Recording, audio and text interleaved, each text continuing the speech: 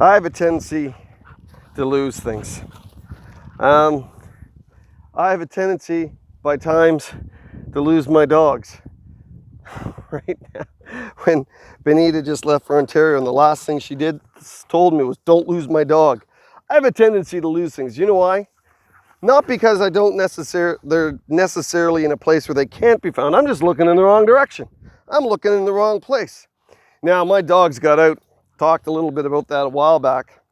And the reality was, it wasn't that they were necessarily lost, because they knew where they were and they knew how to get back, but I didn't know how to find them. And that was very problematic for me. Well, you know, as I was thinking about that, I was thinking about how people today in North America, around the world, and everybody's getting so offended and everybody's getting so upset with the government because the government's not doing their job. Well, you know, what I discovered is what they're expecting the government to do isn't the government's job. You know, the government's job is not to allow or permit people to do nothing. The government's job is to provide people with an opportunity to do something so that they can sustain themselves. But people today are looking and saying, well, I want to be sustained to a level beyond what I'm willing to work for. And they're looking at those that are rich and saying, well, they're not working hard enough, and look at all the money they have. Well, the reality is it doesn't really matter. I mean, if somebody's got money and they're not doing what they should with it, they're answerable between them and God. But people look at the government and they say, this is what you're supposed to be doing. And the government doesn't do it and they get upset. And I think, wow, how stupid.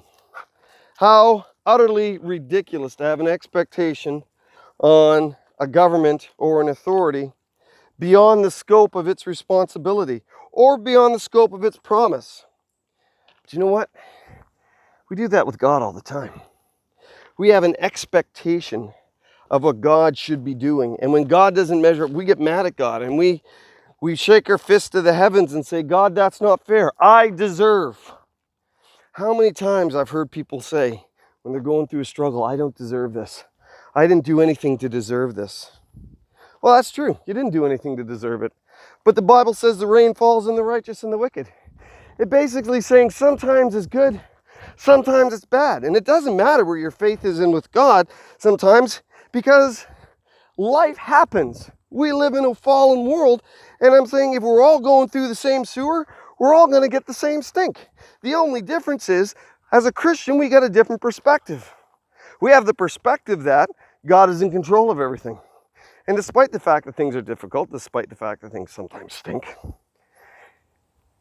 God is with us, and God is wanting to teach us, and God is wanting us to look to Him, not necessarily for a solution, because sometimes a solution doesn't come because things aren't going to get fixed. But God does call us to look to Him for our strength. And we look to God for our strength and saying, God, give me the strength to get through this situation. Give me the wisdom to be what I need to be in this situation. Give me the patience to go through this situation for as long as you bring me through it. Sometimes the solution doesn't come with our environment changing around us, but us changing within our environment.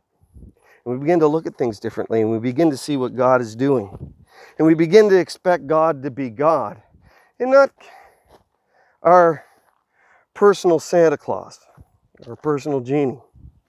We expect God to be sovereign, and we expect God to keep His promises and to give us the strength to take the next steps that He's called us to.